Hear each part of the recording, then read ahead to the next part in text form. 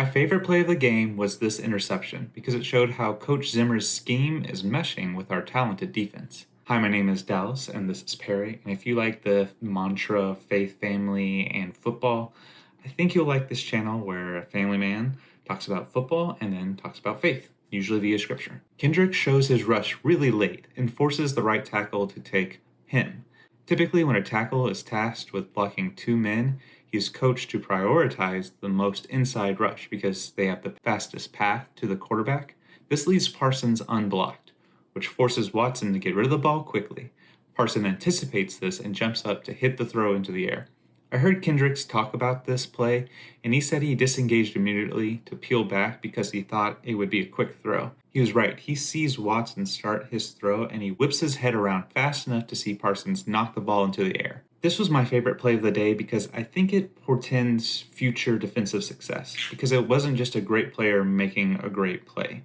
It was a great player making a great play because he was positioned or schemed to do so. Dak's TD pass was a top 3 play for me, and I won't spend much time here because Tom Brady explained it on the broadcast, which I'll tag on the end of this video so long as YouTube will let me. But one thing I wanted to show you, because Tom says we don't pick up the blitz well, but doesn't explain it.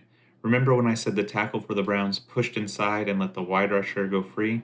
That is what Guyton should have done here. All right, let's move on. Typically, when you're watching on TV and you see a punt return or a kickoff return for a touchdown, it's one of the most exciting plays, but you don't really get to see how they develop on broadcast, which is why the All-22 is really cool here. First, I want you to notice this seam here. It's designed that way. See how many Cowboys are in this side of the field and the way they are oriented? Second thing to notice is how quickly Turpin starts going north-south. NFL players are too fast. You can't run east-west long and go all the way to the house. We're going to wind it back and watch Israel Mukuamu run all the way across the formation to be Turpin's final blocker. He slows this dude up just a little bit, and then Turpin instructs him to get the punter, and Turpin sets him up well. He barely gets the block, but that's okay because the punter barely tries. All 3 of these plays really show how our coaches coached or schemed our players to succeed, and I love that. Do I love that?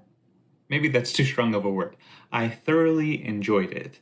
You know, the Bible talks about love in 1 Corinthians 13. You've probably heard it before if you've been to a wedding. Love is probably the most venerated concept in our culture, which I think is sort of ironic because it's probably also the least understood. Like, yes, love is a feeling, and verses 1 through 3 address that aspect of love. But love is also an action, and we inherently know this to be true.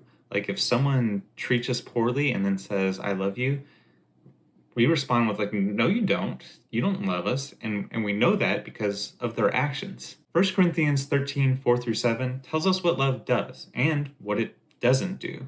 I'm going to read it for us, and then I have a challenge for us after that. Love is patient and kind. Love is not jealous or boastful or proud or rude. It does not demand its own way.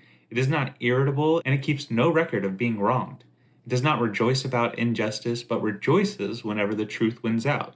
Love never gives up, never loses faith, is always hopeful, and endures through every circumstance. My challenge to us is to reach out to someone who loves like that and tell them, hey, I see you loving in a 1 Corinthians 13 type of way.